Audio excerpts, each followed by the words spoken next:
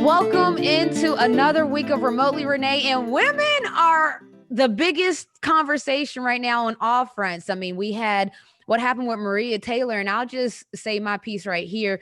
Maria Taylor, get to the bag. So there's been a lot of things that's happened with Maria Taylor at ESPN, and it's all been logged. There's been people that talked about her clothing. Was it professional? Was it not?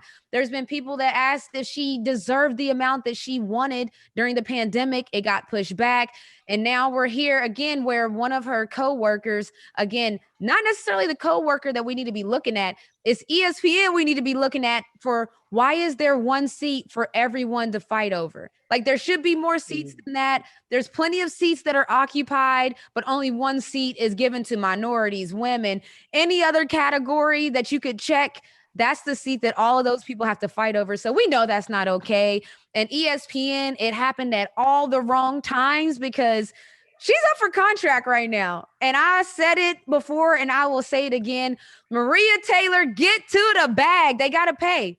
They just got to pay. I mean, the contract's up during the finals of the NBA finals. And so they're in a pickle. Who knows what they wanted to do before this all happened, but now they got to do some things. The internet has spoken. People have spoken. It's happening. And so it's not just with Maria Taylor. There's all kinds of things going on. Sha'Carri Richardson, that's somebody that we all know the name now, being left off of the 4x100 team. Silly. It's silly. What is it? James Harden got arrested. Not James Harden. James Harden and Little Baby were together in Paris, and Little Baby got arrested for marijuana. We have to make a decision on what we're doing with marijuana as a whole. Is it legal? Are we testing for it? What's going to happen with it? But we can't have this limbo where, Sha'Carri Richardson was using marijuana in a place where it was okay, but it's not okay here. And the NBA isn't testing, but we need to get clear rules across the board. So there's a lot going on in the world with women. There's also a lot going on in the sports world, name, image, and likeness. We're going to get to all of that. Let me bring in the Two Lit crew, Cole, Snook, VP. What up, fam? What's going on? Hey, we in here. And guess what? It's not just women in the sports world. It's also like some crazy things going on across the world. We talk about the Ukraine, this is women in the military. They're supposed to be taken seriously, treated equally, but then you want them to wear high heels in a military parade. That's like a huge deal as far as like, this is the 30th year reunion of their separation from the Soviet Union. So why do women have to wear heels? Like, how do you want them people to want to take them seriously, but you want them to wear heels in a military parade? Like, I just don't get that. It's kind of crazy. But that's what they're doing. They said they've had pushback. They said they're going forward with it. So, I mean, how do y'all feel about it? Because I couldn't believe it when I read it. Well, I think they're looking at the aesthetics of it. So, how good is it going to look? And we have to be for real. Most of the spectators and most of the people in the Army are going to be male. So we're looking at it through their eyes, not women's eyes.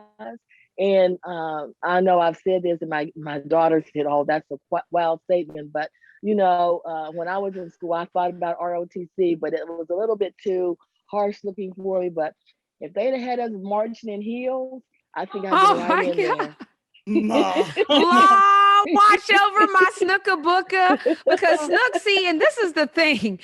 It's about a choice. I think the biggest thing that everybody is having a problem with is choice. So Snooka Booka, if you wanted to choose to rock some heels as you marched and you did different things, okay, Snooka Booka, you march in your heels. But to say that women have to march in heels, this is women that are actually a part of the military. What are we talking about? Like it's crazy. And the thing is how are they saying they're treating them equally, but forcing them or sexualizing them to wear heels? Because there is nothing that has to do with fighting that has to do with heels. This is all just a preference of, like Mom said, aesthetically, how it looks for males. But at the same time, it's still not even good for the women's feet because they are soldiers. So what are the men wearing? Are they wearing church shoes? No, they're wearing their regular combat boots. Oh, no, baby. They need to come out there. Yeah, but the women have to march in heels. And so the pushback went, the head of the military defense said, you know what? You make a good point, but this is what we're doing. So ixnay on it. I think the men need to come out there and they need to be high stepping in some church shoes, some pointed toes, not the loafers, because guys got it easy. They've even with their casual wear, they're starting to slide on some loafers and they got the comfy look going all the way. No, baby, if we all gonna come out there stepping, and if it's for aesthetics, I want to see all them pointed. What are the church shoes called? I don't know, but they need to be wearing them. Roach stompers and slippery earls. We need to see them too. That's what we want to see. Slide on across in this military parade with them roach killers. And let us all, if we're going to look good, we all need to look good. Let's all look good. Right. Interestingly enough, the article that was in CNN that we got our information from is written by two gentlemen. It's not even written by a woman. Yeah. Oh, and that's not interesting. And water is wet news. Yeah, but you would think that a woman would have covered that, and then would have had a survey with comments from the women on, when you look at critical thinking, you have to look at who wrote the article, why it was written, and I would think a woman, it would have carried more weight if a woman had written it and had it surveyed or talked to some of the people who were there, who were required to march in those hills to see how they felt, instead of just assuming that this is how women felt. No, you're right. Actually, that now when you break it down like that, you're right. But I was going to say no surprise there, because typically some of the biggest writers on the biggest platforms are men. I mean, it's the problem that we see at ESPN. It's a male-dominated industry. Most industries, honestly, if we're being honest, most industries are male-dominated industries. So when you ask who's reporting on it, whose opinion mattered, like when they did a vote, I just find it hard to believe that there was an equal amount of women voting for them hills as there were for men. That's just, I just have a hard time believing that. So I'm not surprised. And I agree that whoever writes it, that's the narrative. You can make it an even kill narrative, like, oh yeah, they went back, they said no, so this is what it is, and not make it seem like it should be an outrage. You can make it just as even and soft as you want to, because basically that's the narrative that person is writing. He's like, this is a big story. I don't think it's really that serious, but I'll write it anyway. So you only get the emotion of the person who's writing it, and so there's the narrative. He must have had not that much stuff to write about that day. No, see how Paul said that? You see? That's exactly what we're talking about. He about to get roasted on his own podcast. VP, what? That's a big news story that should be at the top of everything. Look, and while we're on the news about women are making news all over the place. Shouts to Naomi Osaka. Her documentary is coming out, as well as Maya Moore's documentary is coming out. WNBA All-Star is coming up soon. So shouts to all the women making noise, even on a slow news day or a fast news day. Shouts to all the news going out. I think that we're starting to see it. That reminded me of something else. When we talk about women's sports and men's sports, I know people need the numbers. And so the numbers, I understand, they matter. And with softball, as we know, didn't get the time slots that the men's World Series got as far as in college sports. But softball blew the men out of the water when it came to the numbers. So I want people to understand that whether or not you think women's sports are on the level of men's sports, the viewers are watching, and it is a fact that softball outranked, according to viewership, the men's World Series in college. So just so people, might put their heavy hitters on the men's side, you might want to start looking at the women's side, because even with WNBA All-Star, I don't know how many people are going to be covering All-Star. I don't know how many media members are going to be traveling there, but I know with the NBA, it's a star-studded showstopper event. I'm going to be at WNBA All-Star because I want to start treating it like it's that event. Like people that they plan around NBA All-Star, they plan their vacations, they meet up with their friends, they make it a whole festivity. Let's start doing that for WNBA All-Star. That's all I'm saying. So, and speaking of that, respect should be owed. That's what it is. It's just that simple. People just talk off the top of their head. They don't have no numbers, but there's the numbers. Yeah, didn't you went to the last one, right? In 2019 in Vegas? Yeah. I went to, are you talking about the WNBA All-Star? Yeah. Yeah, 2019, because they didn't have one obviously last year. Yeah, you did. Yeah, you That's did go what, there. like, I don't remember. So yeah, like I'm in the I think you building. She's a jet setter. She don't even know where she goes. Well, She wants anyways, people to I just wake up. remember it. I just remember it looking lit on social media when I was looking because it was in Vegas. Oh, Oh First time. yeah, no, I actually didn't make it to Vegas because I was actually filming something, but it was lit. I think I remember Tiana Taylor performed. We had some big time performances, and I like to give numbers. So when I was referring to the 2021 NCAA women's versus men's college World Series viewership data, I just had to go get the numbers real quick so you could believe it. The tournament average on the women's side in Oklahoma City was 1.2 million, with the most viewed game being at 2.1 million.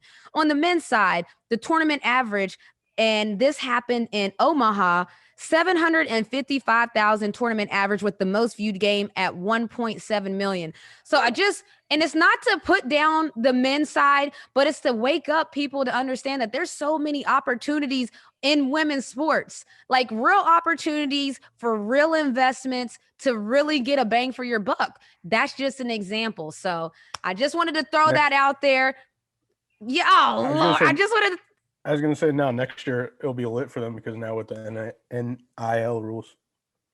absolutely. Yes. And that's what I'm hoping for. I'm hoping to see, and I've already started to see it.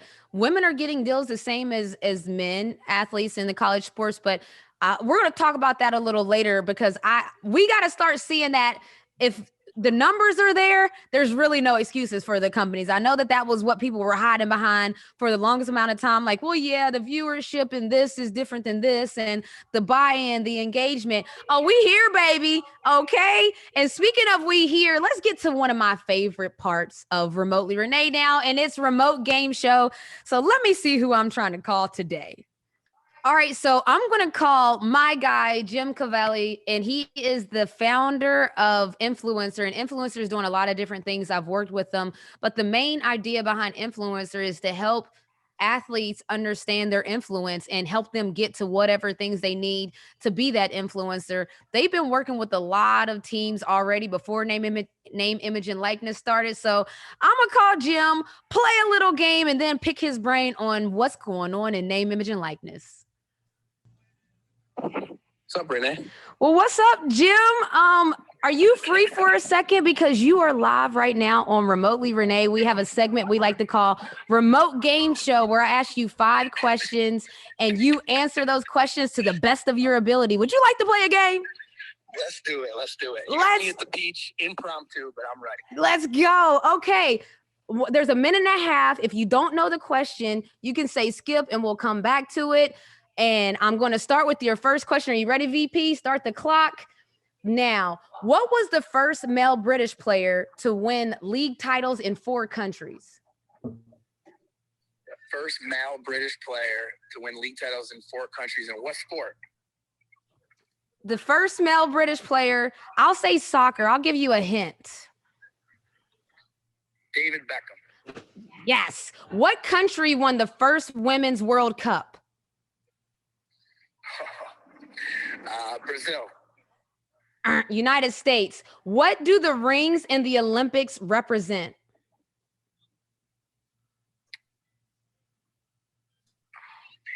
The rings in the Olympics. Something I should know, Renee. Yeah, 40. You got 42 seconds, so you got time. Skip. Cool. What sport starts with a tip-off or a jump ball? Basketball. Bomb. What was the name of the segment where Snook gives background on how she grew up and people in her family? The segment on Remotely Renee. Skip. Okay. What do the rings in the Olympics represent? You have 20 seconds. Unity. The continents of the world is the correct answer. What is the name of the segment on Remotely Renee that Snook gives background on how she grew up and people in her family? I don't know. It's Remote Roots. So you had 3 seconds left. It was Remote Roots. I think you got a 2 out of 5, which isn't bad. But before you go, oh, by the way, you don't win anything on this game show, but it's just for fun. But before you go, we talk a lot about name, image, and likeness. Can you give them some advice on what you think the scope of that will look like? Yeah, I mean, name, image, and likeness at the college level is the same as anything else that's great. It's going to take a lot of work. athletes are going to get out what they put in. It's a business for them to build. And just like it's hard to get playing time, get on the court, make plays, get on the field, make plays, be a leading scorer, it's going to be hard to build a really good NIL business. But now the opportunity is there, and student athletes have to learn the rules, know all the different inventories they can participate in to make money. It's not just endorsements. There's a lot of other ways they can make money. And after they do that, build a strategy they can execute. And of course, how well they do on the court or field is going to only help them have more opportunity outside the lines with their NIL business. Okay, I love that. And so what do you think about these professional teams like the NHL, the FCF, that are already looking at college athletes to kind of sign them and get them in their fold? Like, what are your thoughts on that? Is that going to be the new normal now, where college athletes sign to a pro team before they even graduate? I mean, it could be, whether it's seeing that become the norm, or even agents finding a way to get into college by giving advances to certain athletes to start helping them build their NIL business. I think those will happen, but I think there are going to be exceptions to the rule. And I think those are maybe the 1% of college athletes. The real question is, how do the next 3 to 4%, take initiative and build a real business, grind it out with all the different inventories that are possible? How do they, build custom content business on YouTube or with a podcast that they can make money off of advertising with? How do they start a camp or teach lessons? How do they get their hometown and name a training center after them and sell their naming rights? How do they build a merch business? Those are the things that are really going to be what the masses can do. And then you're going to have your exceptions, your star athletes that are going to have opportunities like that with an agent giving them an advance or a pro team. But I think that, calling it the norm, yes, but for about high volume of athletes, no. Got it. Thank you so much. Shouts to Influencer. Any athletes looking for help in the NIL space, Influencer and Jim are doing so much. He's the founder of Influencer. Jim, thank you for joining us on Remote Game Show. No problem. I wish I would have performed better, but I appreciate the opportunity. All right. Thank you. Bye.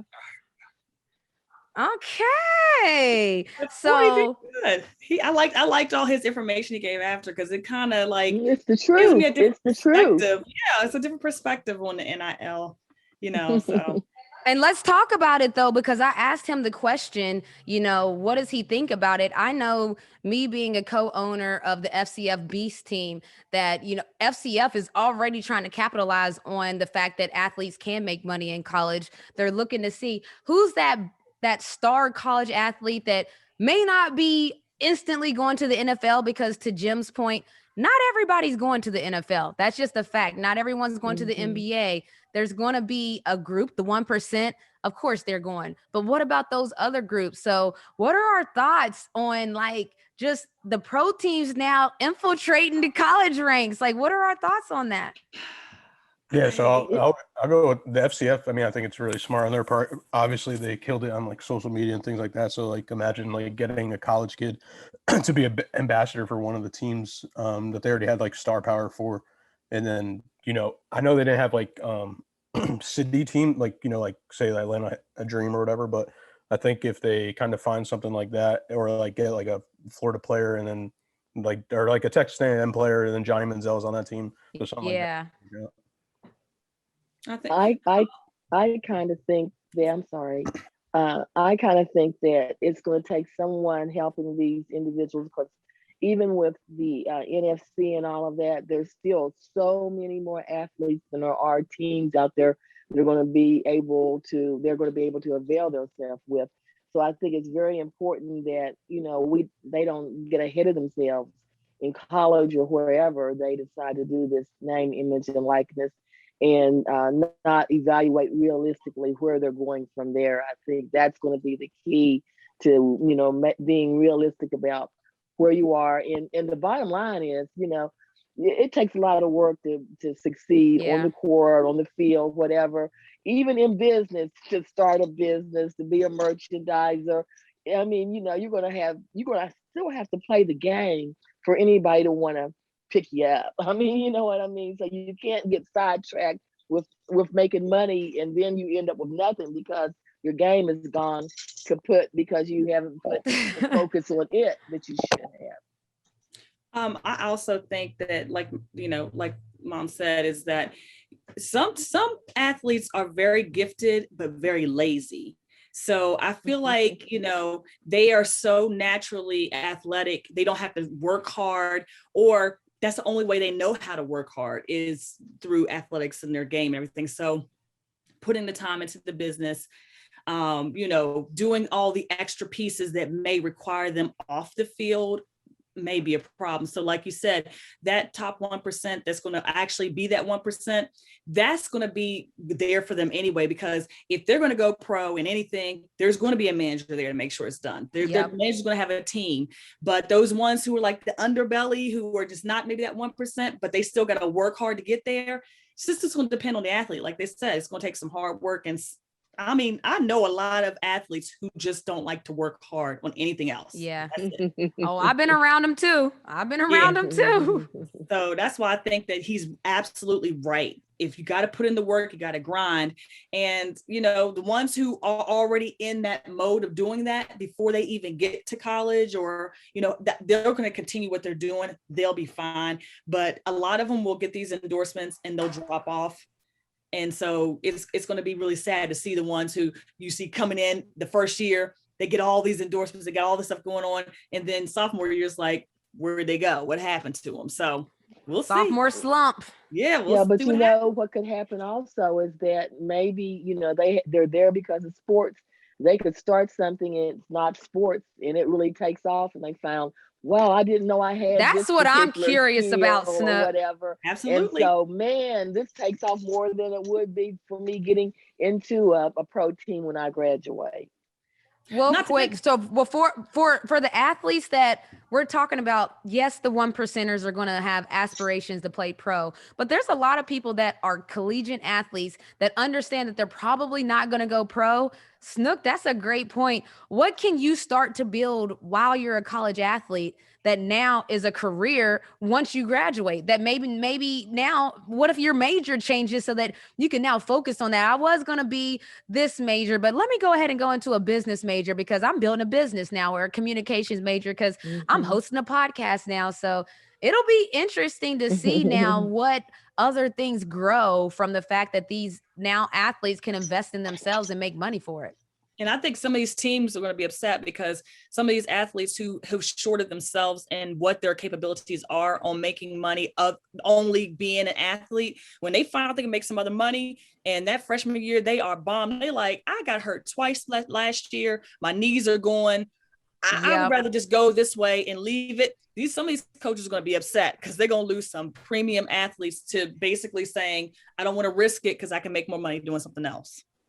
Yeah, back to like the FCF doing the brand ambassador thing. The Florida Panthers are pretty much doing the same thing. It says within 4 weeks they're going to kind of roll out stuff. And NHL in general, it seems like they're trying to get into influencers and like the culture more, because a couple of weeks ago they named Josh Richards was like the number one TikToker as a brand ambassador, and then they had a remixer song for the playoffs, which was like a female rapper for the NHL. Obviously, that's like unheard of. Yeah. I love it. So not only are we doing, that's what I'm saying. So some of this is good because it's exposing, like I never would have thought of, you said a female hockey NHL rapper? No, she's a rapper. She had a song called Skate. She actually mentioned the Stanley Cup in it. They picked up on it, and they had her remix it for the playoffs. Oh, but is she a player? Interesting. No, she's not a player. She's a famous rapper. She's a famous rapper, and she mentioned the NHL and the Stanley Cup. So then they commissioned her to remix it and do basically something all about them, which is very different than what we would ever normally see. But here's another thing. If I was a rapper or something, I'm mentioning everything in every rap, just in case. We saw Juvenile. He changed Back That Thing Up to Vax That Thing Up. Baby, listen. The remixes are where it's at. You get something that can be remixed. Shoot, Serena Grace has this holiday, and I told her that she needs to remix it for every single holiday. Like, I'll risk my all for you this Halloween. I'll die for you. Like, come on, like what? Like, that's a hit. Everybody would be that Yes. at the end. So I see what people even think about what Wale did with Seinfeld, and he had an album. He even talked about it. He said people thought that he was tweaking when he put Seinfeld, and then he profited off of it. He's a genius. Yeah, when you mention people, they want to have it in their stuff. They want to use it as promo. So smart on the NHL, smart on Bia. Like that's just marketing 101. And I love when it all comes together. Vax that thing up, baby. That's all I got to say, man. Vax that thing up.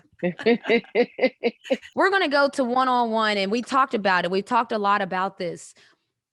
Women, the movement is women, period. There's a movement happening. There's multiple movements happening simultaneously. One of those movements is women equality, women in the workplace, women, wherever you call it, it's just women.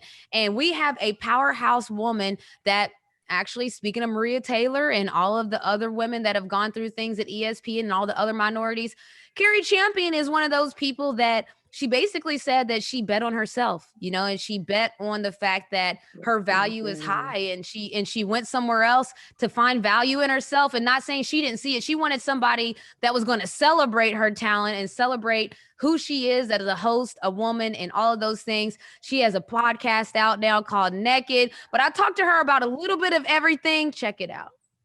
All right. So, Carrie, thank you for joining me. I always like to start by asking people, what did young Carrie think she was going to be when she grew up? Exactly what I'm doing right now, but not as in any, not in the way in which I'm doing it, but I always wanted to be a broadcast journalist, i.e. Oprah Winfrey. What the end game is always to have my own talk show, but the goals have changed in terms of what I thought what my platform would be for. I remember being a kid thinking, I don't like the way they portray Black people on TV. And I just remember thinking when I was referring to the news at the time, not even just TV or movies, but just watching the local news. And I was like, I'm going to make sure we tell fair stories and we look like how we're supposed to look. However, simple it felt as a kid, that was just the goal.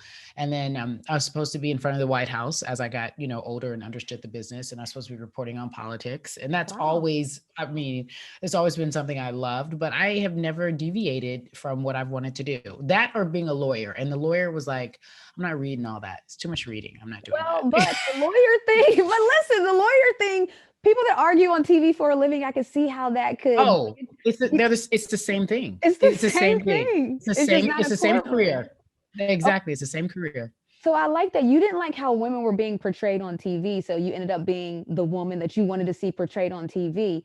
Now, talk about it. You started on the tennis channel, I believe. You talked about wanting to do politics and serious, but then you started in sports. So tell me about that. Well, and so I grew up in LA. And so the reality is that during a time in which I grew up, like it was like late 80s, early 90s, people were like, all you saw was gang members. Gangs was a real thing in LA, and they still are, but not as prevalent or as talked about. And I saw just Black people being arrested, Black women this, Black men that. I just didn't, all the images were so disturbing. And so I started off actually as a local news reporter in West Virginia. Okay. And West Virginia, it represent Renee. And why are you saying it like that though? Hold on. Because I'm representing West Virginia. Yeah. Not that you talk like that in West Virginia. I'm just saying, because I was like, that's our connection right now. This is a real bonding moment right now. No, it is. I love it. I worked in a town called Oakley. Bluefield, Oakley. Are you familiar? I am. I'm familiar. Okay. So super small. And it was like the market 157, carry your camera, carry your tripod, do everything. So I just worked my way up from there. Like I drove myself out to West Virginia. It took 5 days. I worked there for a year. And the way my business works, very similar to yours, like if, we don't have contracts early on because we don't make money, but you move and you bump and you move and you bump and you go to different levels. And so after West Virginia, I worked at another small station. Then I bumped to West Palm Beach, Florida. Then I went to Atlanta, and then I went to the Tennis Channel. So I've lived in all the places you live. And then I went to the Tennis Channel, And that's when I was like, oh, I'm just going to focus on sports. Because when you're a general assignment reporter, you always cover sports. So when I was in Atlanta, I covered the Falcons and the Dream, as a matter of fact. And then when I was in Florida, I covered the Williams sisters and a lot of golf, a lot of Tiger Woods, a lot of Florida Marlins. Those were the teams that were very popular. And then I got to Tennis Channel and I was like, I might as well do this for real, for real. And then there you go. Well, then, okay, so you got to the Tennis Channel, spent like a 3-year stint there. First Take. Now, we know that's one of the biggest shows. What was that like getting, you know, you talked about it. You went from in West Virginia, you're carrying the tripod, the camera, it's you're reporting, and then you go to one of the biggest stages, and we'll combine them. I mean, First Take, Sports Center, the whole ESPN Mecca, you're on the top shows. What was that like to go from where you started, West Virginia, to now, to now the worldwide leader in sports? Well, that's funny because, you know, I think, and this is probably very much the same for you, when we accomplish things, you're just like, okay, like while you're in it, you don't know how big it is or what it feels like. You're just like, I'm here, I'm in it, I'm working, I'm hustling. Because when you're there, that's when the hard work begins. It wasn't like, oh, I've made it, I'm here, I'm on First Take, I'm sitting with Skip and Stephen A. It's, oh, I'm here, I'm on Sports Center hosting my own show. That you don't even think like that. You think like, how do I do the work? How do I work hard? How do I make sure I know what I'm talking about and sound intelligent and still deal with all the politics behind the scenes? So for me, don't believe that I ever stopped and thought about how big of a platform First Take was until it was really tangible, meaning I went from, you know, going from the Tennis Channel to First Take and people knew my name overnight. And that wasn't always a good thing. Like a lot of people, you know, they have the most aggressive following. And a lot of people were like, who is she? I don't like her. She make me sick. Da, da, da, da. So I was learning to receive all this vitriol and all this faux hate. And I was like, I don't know if I like this. I remember our social media manager, Marcus, used to always want me to tweet or post something on IG. I'm like, I'm not doing it. I was dead set against it. I was like, I'm not doing it. Nope. I was like tweet to promote it or tweet against? Tweet to promote that I was on the show and just who is Carrie, you know, like he wanted me to reveal myself. And you know, that's what social media does. And I was anti that. I was like, I said, I'll tweet yay, nay. I was like, I don't want nobody to know who I am. I was so, I wish Marcus could be here. I was so It's interesting because now the Carrie we know now, this is interesting. Yeah, now Carrie is like, I don't give a care what's going on. Y'all make me sick. Let me tell you how I feel. But that was a process. It started really slow. And then I remember Jamel being like, girl, we got to get you on Instagram. And I'm like, I don't want to. And she had already been, and then one day she had posted a photo. She's like, Carrie's on Instagram, go and follow my girl. And then I was like, oh no, here comes the onslaught. And then I'm telling you, this was relatively recently. I started at 2012 in First Take. I want to say I got comfortable with social media in like 2014. Right. Now, no one would know that, but I was like, I would barely post. I had nothing to say. So I went from, you know, being appropriately posting from 2014 to, you know, now it's like, let me tell you about everything I feel. Okay, so we're talking about everything under the sun, and we're going to continue to talk about that. So we've covered name, image, and likeness with the FCF and the NHL. You know, we've covered the fact that women have to march in boots, if you like, in heels. I'm sorry, what? So what else is there going on this week, VP? What else is happening? Yeah, so I think we always talk about social media and, you know, your it being your digital footprint and your resume and things like that. Well, TikTok introduced TikTok resumes. So basically it's like companies could go on there and they could put the job application up, and then you make a TikTok, like a video as your application. And it's funny that this happened because I think this guy, I forgot what his name was, but he inspired it, I think, because I saw him going on, like he would show you a job that he applied to, and he's like, this is why I should be the content creator and blah, blah, blah, and then shows everything. So I think they probably got inspired by a TikToker. And then with the follow-up from there, like Big Sean is ambassador for the Pistons. And he put out a video on TikTok, like, and said, we're looking for a creative intern. Like, are you going to post a video? Interesting. Well, let me tell you, if these kids don't know anything else, they know TikTok. So I'm going to tell you that these kids will now have jobs, because if you had to say, go on Career Builder, they'd be like, what? Go where? Go Indeed or anything like that. They'd be like, huh? But if you say, go on TikTok and make me a video about why you should be hired at Chick-fil-A down the street, you would see the most creative things you've ever seen in your entire existence. Don't ask them to write a resume, ask them to TikTok a resume, everybody gonna have a job. I'm gonna tell you that right now. Everybody's gonna have a They're job. gonna get paid in crypto too. You know what now? That part. Okay. Let me go create a TikTok resume. What's up? Well, listen, my granddaughter even does her history projects. She's done a history project TikTok style and Like I gotten an A on it. So, Like you I know. said, if the world is going to be TikTok, then these kids will rule the world then, because I'm telling you right now, anything that's old school, like go in there and print out a resume, they would be like, what? Like they wouldn't even have a clue. Like, but if you say, I had to learn how to get on TikTok to even view the videos that people were sending me. I had to go and I was like, you gotta do all this, but I know how to do a resume. But them, if I say go in there and do whatever, they figure it out. And then they figure out all these camera tricks and they got all this stuff. Like I said, everyone will have a job. The world looks brighter if you can get a job through TikTok. It's interesting too, because sometimes, like, like for instance, I don't want to see a videographer's resume written out. I don't want to see a graphic designer's resume written out. I don't even necessarily, if I'm looking for an influencer, I don't necessarily know if I want to see a resume written out. So I could see how this could work, especially to Cole's point, for the audience you're trying to reach, because I've had people reach out to me and they told me, hey, do you need somebody to create content? And then I go onto their social media page and I don't see any content that I would want created for my company on their page. Then yeah, we need a different avenue. Like they need to be able to submit whatever that resume is, if it's a video, if it's them TikToking. So let me list out for companies accepting them. I want to. What companies are actually even accepting? Because maybe I need to get my sons on there for some TikTok resumes. What companies, VP? What companies? Well, Bryce definitely got to get on there and do the voiceover things with all the you got to check out Bob Menery from FCF. That's how he came up. Crazy. The 4 organizations right now is the Detroit Pistons, VaynerMedia, which is Gary V's business, NASCAR, and WWE. So usually, NBA is usually innovated, so it's pretty, but it's surprising like it's just like one team. Listen, I heard money, money,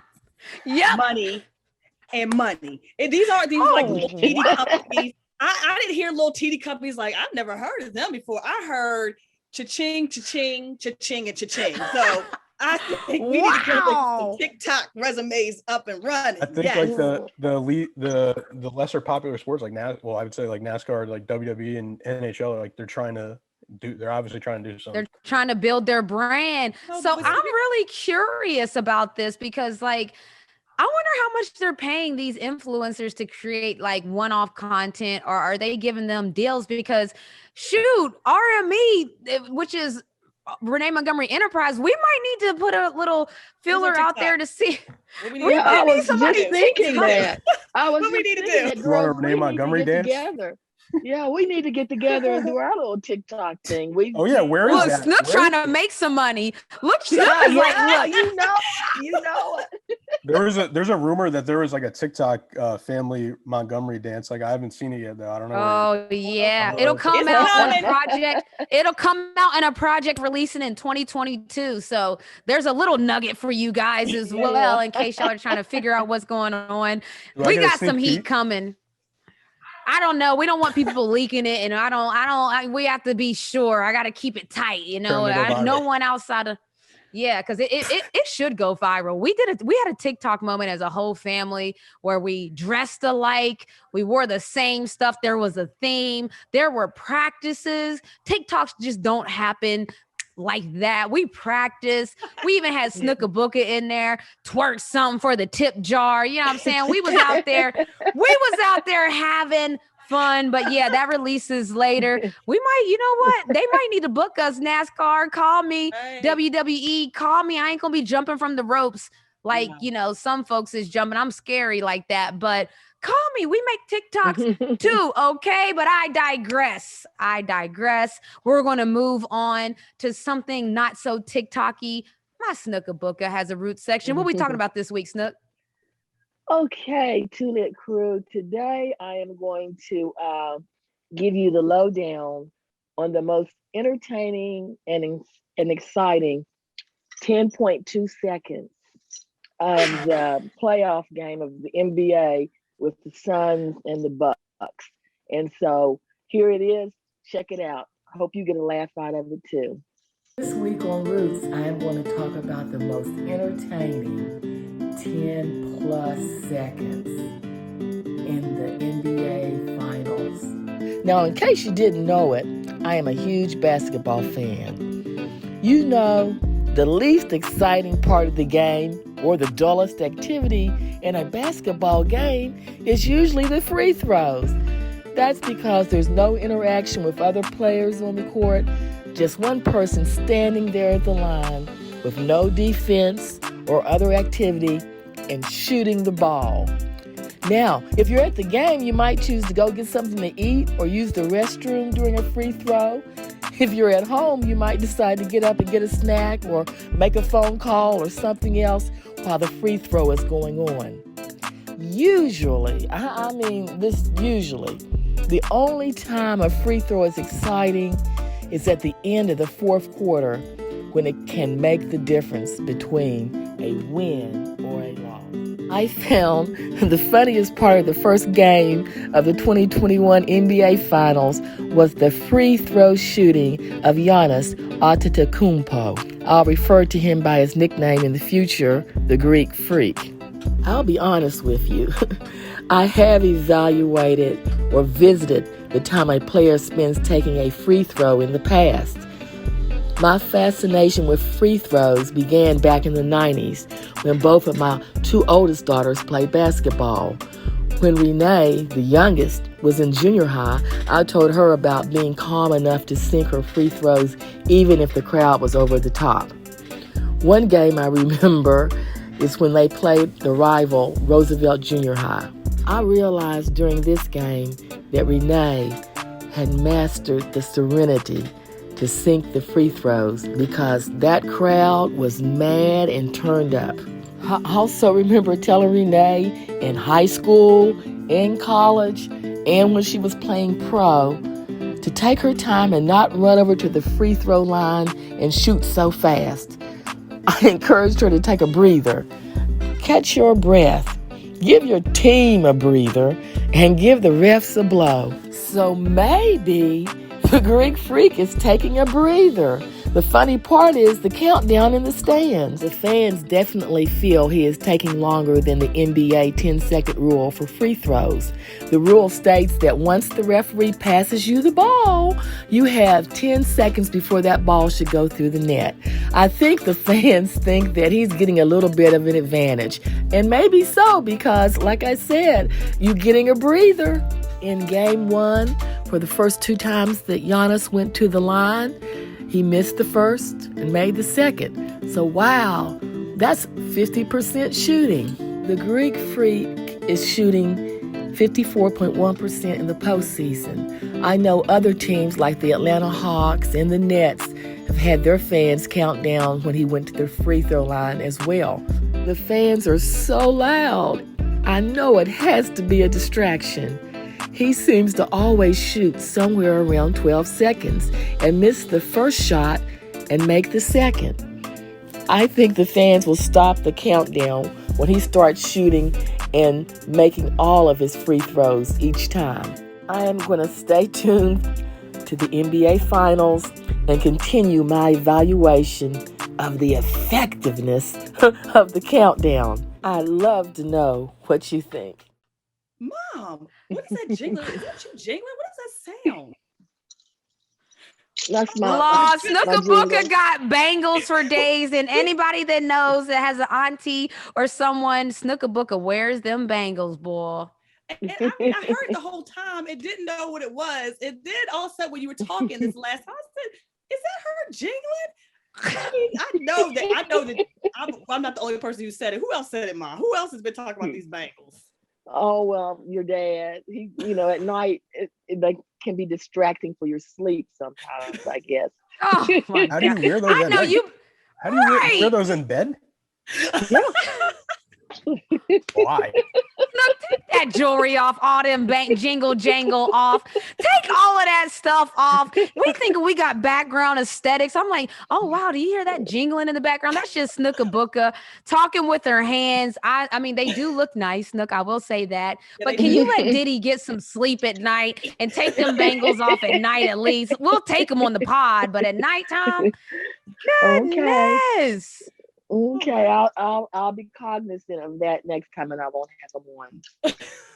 All right, so next week we will wait to see if Jingle Jangle is back or if Snooka Booka has some other aesthetics. But listen, every week we like to have fun and talk about topics that are happening today, topics that matter for tomorrow, and we do all of this connecting while being remote. We'll see you next week.